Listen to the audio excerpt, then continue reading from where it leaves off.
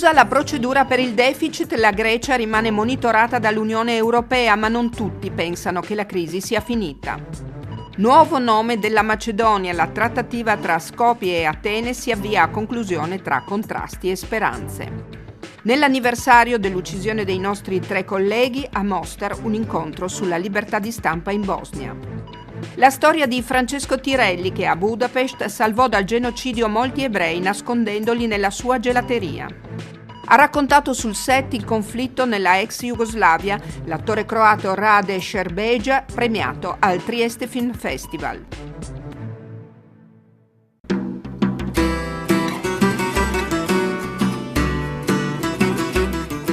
Gli occhi dell'Europa nuovamente puntati sulla Grecia, dopo il via libera da parte dell'Unione ad una nuova iniezione di denaro, quasi 7 miliardi di euro, una parte degli 86 miliardi previsti dal terzo piano di salvataggio, a conferma della fiducia dei creditori nel rispetto degli impegni assunti da Atene a pagare i debiti internazionali ed a risanare l'economia interna. Spread e bond sono tornati ai livelli del 2005. Ad agosto sarà scritta la parola fine all'intero programma di aiuti. La Grecia esulta il governo Tsipras e a un passo dall'uscita dal tunnel. Τρίτη αξιολόγηση με Oggi si è conclusa la terza valutazione dei dati dell'economia greca da parte dell'Eurogruppo e proseguiamo con la fase finale del negoziato per concordare i termini dell'uscita dal programma. Per la prima volta in un decennio avremo uno sviluppo superiore dell'1,5%. Per la prima volta vediamo un miglioramento nel commercio al dettaglio, nell'esportazione, nella produzione industriale e la cosa più importante è che la disoccupazione negli ultimi 3 anni sia calata dal 27 al 20%,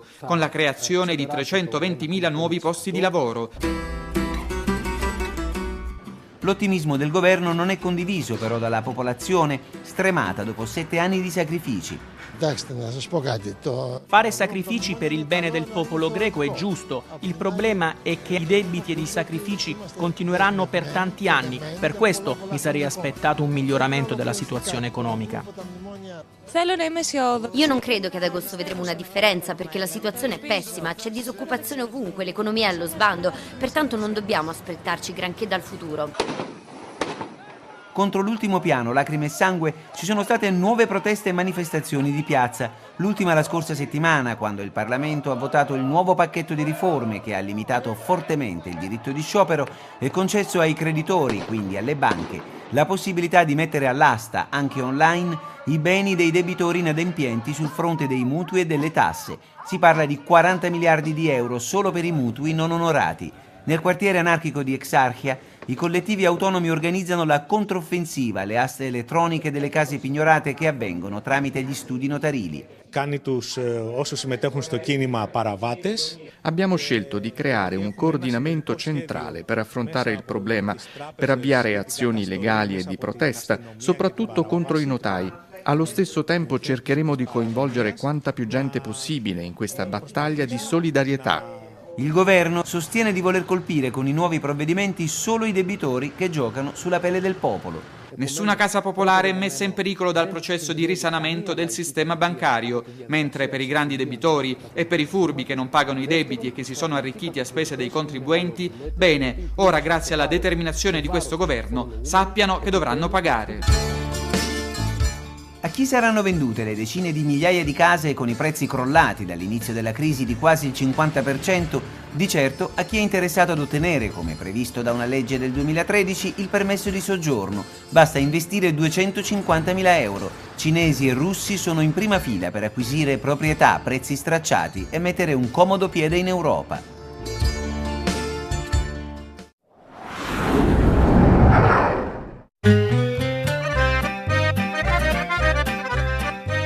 Uno Stato senza nome, uno Stato con un nome provvisorio da 27 anni, o meglio uno Stato il cui nome non viene riconosciuto dal più importante tra i paesi vicini. Questo è la Macedonia, ufficialmente in diplomazia FYROM, acronimo inglese che sta per ex Repubblica Jugoslava di Macedonia. Ora per la Macedonia sembra arrivato il momento di essere battezzata. Il nome Macedonia sarà preceduto da un aggettivo. Le forme più gettonate sono Nuova Macedonia, Macedonia Superiore, Macedonia del Vardar. Questo è l'oggetto di trattative segrete tra i plenipotenziari del governo di Skopje e Atene. La Grecia contesta l'uso del solo sostantivo Macedonia. Il nuovo premier macedone, il socialista Zaev, vuole risolvere la questione. Per questo ha intavolato una trattativa con il suo collega greco Tsipras. Mediatore tra i negoziatori macedoni e greci è il rappresentante delle Nazioni Unite Matthew Nimitz. Abbiamo proposto delle idee che non ho intenzione di commentare. Le abbiamo riferite ad entrambe le parti, che ora devono riportarle ai rispettivi governi per le valutazioni. Sono fiducioso che i miei suggerimenti porteranno a definire in modo creativo una soluzione. A spingere le parti verso un compromesso è l'Unione Europea. Le proposte in discussione sono segrete, i partiti nazionalisti in entrambi i paesi però soffiano sul fuoco. A Salonicco partiti e organizzazioni nazionaliste greche con l'esplicito appoggio della Chiesa ortodossa hanno organizzato un'imponente manifestazione. I manifestanti si sono radunati sotto la statua di Alessandro Magno. Il messaggio è che c'è solo una Macedonia ed è greca e questo non è negoziabile. Non ha senso discutere di un altro nome. Chi lo fa dovrebbe andarsene. Il nome Macedonia è solo greco. Siamo greci e la Macedonia è la nostra patria. Manifestazioni uguali e contrarie a quella di Salonicco contro il negoziato sul nome si sono svolte anche a Skopje e in altre città della Macedonia ex jugoslava. Qui a manifestare è il partito conservatore macedone VMRO, che contesta anche la decisione del governo di Skopje di garantire alla lingua albanese pari dignità al macedone nell'amministrazione pubblica. Determinanti nel governo del socialista Zaev sono i partiti della minoranza albanese. Bujar Osmani, esponente della comunità albanese, ricopre la carica di vice primo ministro. Penso che ci sia un sentimento generale di stanchezza in entrambi i paesi a causa di questa disputa sul nome che dura da troppo tempo. Durante gli incontri abbiamo notato che anche per la pressione internazionale c'è la volontà di entrambe le parti di trovare un compromesso, una soluzione accettabile per tutti. È importante poi che abbiamo comunque rafforzato la fiducia reciproca tra i due paesi e credo che questa produrrà una soluzione della controversia. L'aggettivo da aggiungere al nome Macedonia non è il solo punto della trattativa. I greci, tra le altre cose, chiedono ai macedoni anche di cambiare il nome dell'aeroporto internazionale di Skopje, intitolato ad Alessandro Magno.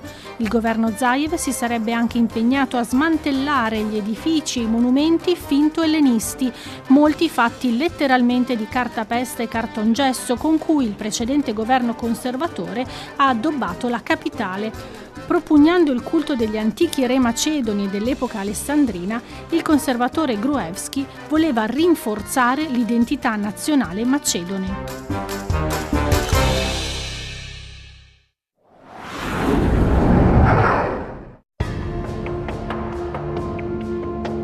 A Mostar, il 28 gennaio del 1994, esattamente 24 anni fa, una bomba sparata dalle posizioni dei secessionisti croato-bosniaci uccise 3 nostri colleghi, Dario D'Angelo, Marco Lucchetta e Sasha Otta. Nella martoriata capitale dell'Erzegovina, nella parte controllata dalle unità fedeli al governo legittimo di Sarajevo, stavano girando un reportage sui bambini vittime della guerra. Quella tragedia, su iniziativa dell'ambasciata italiana a Sarajevo, è stata ricordata a Mostar nel cortile dove fu falciata la troupe della RAI. Presente alla cerimonia anche Milenka Otta, moglie di Sasha.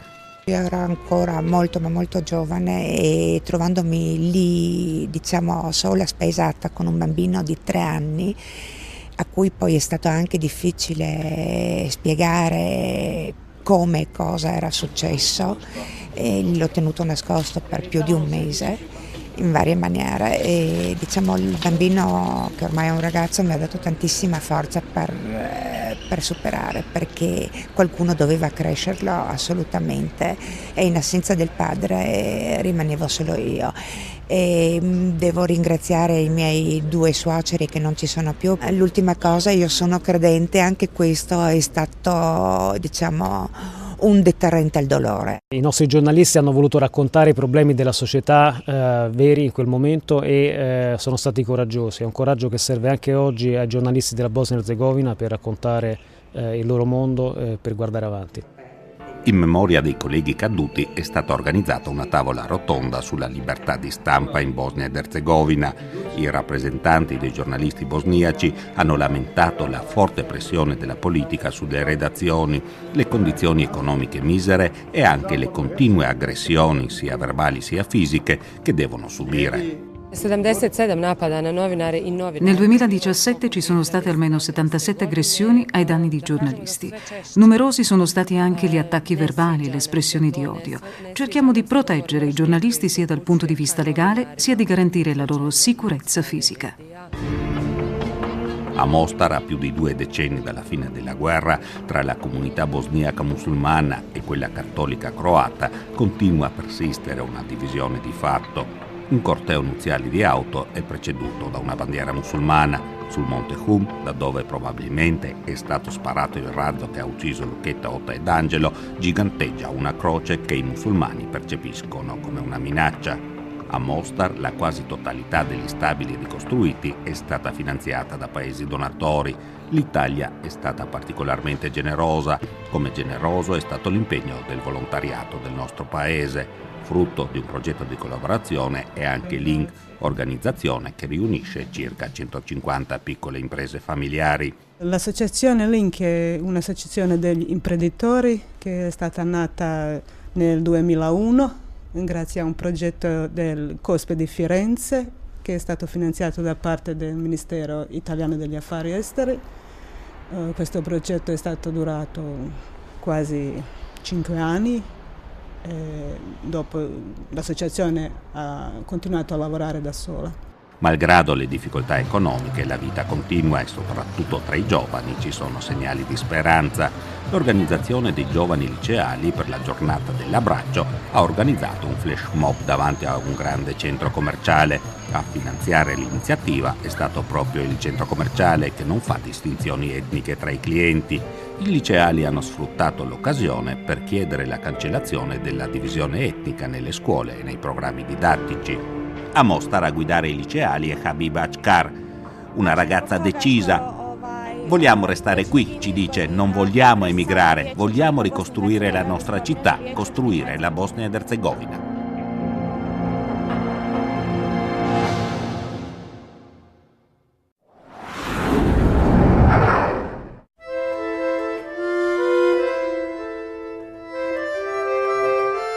Francesco Tirelli pensava tra sé e sé: io sono italiano, non devo temere. Qui sono amato, ma che ne sarà dei miei vicini? Cosa accadrà alle famiglie di Peter e alle famiglie degli altri bambini? Qualcuno deve aiutarli. Bisogna cercare un rifugio, trovargli un nascondiglio. Qualcuno. Ci sono, pensò Francesco, la mia gelateria. Li aiuterò io. Io sono quel qualcuno. 1944. Dal mese di marzo i nazisti occupano l'Ungheria. Tra maggio e luglio oltre 4.000 ebrei del nord e dell'est del paese finiscono nei lager. Nel mese di ottobre tocca a Budapest. Il gelataio italiano Francesco Tirelli, emigrato nella capitale ungherese negli anni 30, è un uomo come tanti. Ma quando tutto precipita decide di non restare a guardare. Il retrobottega della sua gelateria diventa una casa rifugio dove nasconde intere famiglie ungheresi. Ogni giorno Tirelli porta loro da mangiare, cerca di procurarsi passaporti falsi, organizza altre case rifugio. Una storia che Tamar Meyer racconta nel libro per bambini Il gelataio Tirelli, giusto tra le nazioni. Joshua Kalman, insieme alla moglie Cesara Bonamici, ha curato la versione italiana del libro. Kalman è figlio di ebrei ungheresi sopravvissuti alla Shoah. Non conoscevo questa storia, anche se è molto stranamente vicina alla storia della mia famiglia, perché la mia famiglia è una famiglia ungherese da tantissimi secoli, penso, e che ha vissuto queste vicissitudini che sono descritti nel libro, anche se non sono stati salvati in una casa rifugio. Quando poi ho visto i disegni con le scritture in ungherese, proprio mi sentivo una parte del libro. La storia veramente della mia famiglia è un po' diversa, in maniera negativa direi, perché i miei, che erano di una cittadina a est di Budapest, hanno trovato sulle loro strade altro che Tirelli. Infatti quando sono arrivati a portare via la famiglia di mia madre, una delle vicine ha detto: non vedo la piccola Eva, che era mia madre, perché voleva appunto che fossero tutti consegnati alle croci frecciate. I fascisti ungheresi che erano peggiori dei nazisti. Mia madre in quel momento là era a Budapest e di conseguenza non è stata consegnata in quel momento. Poi invece quando furono tutti trasportati a Budapest, al campo di concentramento praticamente là, dei vicini non hanno aspettato molto per depredare la casa della mia madre e hanno portato via qualsiasi cosa. Nella gelateria non c'è l'Hanoukia, ma le famiglie nascoste trovano comunque il modo di festeggiare la festa delle luci, accendendo l'olio in uno stampo per la cioccolata. L'Hanoukia di cioccolato illumina le vite degli ebrei rifugiati e, come nella tradizione, la festa delle luci nel libro diventa un momento di grande speranza. Non sappiamo quanti ebrei Tirelli riuscì a salvare, ma sappiamo che alcuni di loro dopo la guerra raccontarono questa storia, rimasta per anni nel silenzio, come quella di Giorgio Perlasca e di altri giusti. Tamar Meyer è la nuora di uno degli ebrei salvati da Tirelli, Isacco, che ritroviamo anche nel libro. Isacco ancora oggi cerca i discendenti del gelataio della sua infanzia per ringraziarli e consegnargli il riconoscimento di giusto tra le nazioni, assegnato a Tirelli nel 2008, l'onorificenza che viene data a uomini e donne non ebrei che con il loro coraggio hanno salvato anche un solo ebreo dal genocidio. Chi non conosce la storia non avrà un futuro. Questo messaggio di raccontare cosa è successo un po' di anni fa, sono più di 70 anni, però non è tantissimi anni fa e questa cosa qua potrebbe tornare non conoscendo la storia. Ed è importantissimo per cui che i bambini conoscono benissimo cosa è successo.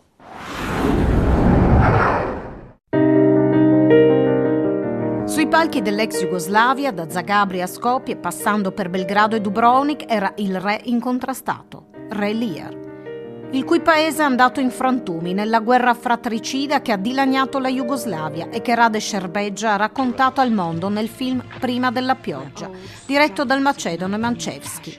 Una pellicola che si è meritata il Leone d'Oro a Venezia nel 1994 e ha portato il talento dell'attore croato sotto i riflettori di Hollywood e all'attenzione di Stanley Kubrick, che l'ha scelto per il ruolo del commerciante di costume Milic in Eyes Wide Shut. Just to let you know that I really am Dr. Harford. This is my New York State Medical Board card. Okay, so you are Dr. Harford. Una carriera costellata di interpretazioni con grandi registi, tanto che Rade Šerbedža è indubbiamente l'attore croato più famoso e che il Trieste Film Festival ha premiato con il Eastern Star Award. I zbog moje veze sa filmadžijama. Il premio del Trieste Film Festival, oltre che essere un onore per me, rappresenta anche l'occasione per ringraziare gli organizzatori di questo festival e ricordare Anna Maria Percavassi, che proprio durante la guerra fratricida in cui noi attori della Jugoslavia non eravamo più liberi di collaborare tra colleghi di paesi ormai nemici, potevamo invece incontrarci e riunirci a Trieste. E poi per tutti noi Trieste era anche la città del primo shopping occidentale. Qui negli anni 70 si venivano a comprare i jeans. Lei aveva anche scritto delle canzoni a proposito. Canta ancora? Dugo godina se bavim muzikom. Certo, e sono diventato proprio bravo. Ho suonato con Milorad Tadic e Vlatko Stefanovski e tra 2 giorni parto per un tour di concerti in Nuova Zelanda con la mia band Zapadni Kolovrat, cioè Stazione Occidentale. Finito il tour, il 4 febbraio sarò a Hollywood, ma su questo per scaramanzia non posso dirle niente di più.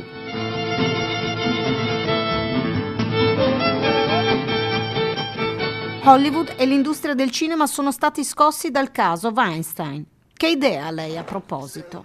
Ja sam protiv svakog nasilja Ho sempre condannato la violenza, ma in particolare quella contro le donne. Considero le donne più importanti dell'aria, dell'acqua e anche della terra.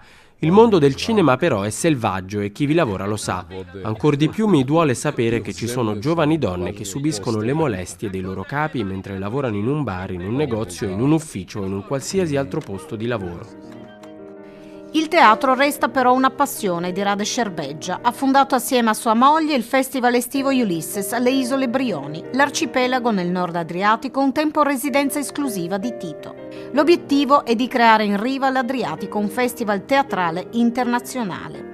E Sherbedja, guardando il Mediterraneo, vuole ricordare una delle ultime righe scritte da Shakespeare, in cui il poeta invitava gli inglesi ad accogliere i migranti, perché il loro destino un giorno potrebbe toccare anche a voi.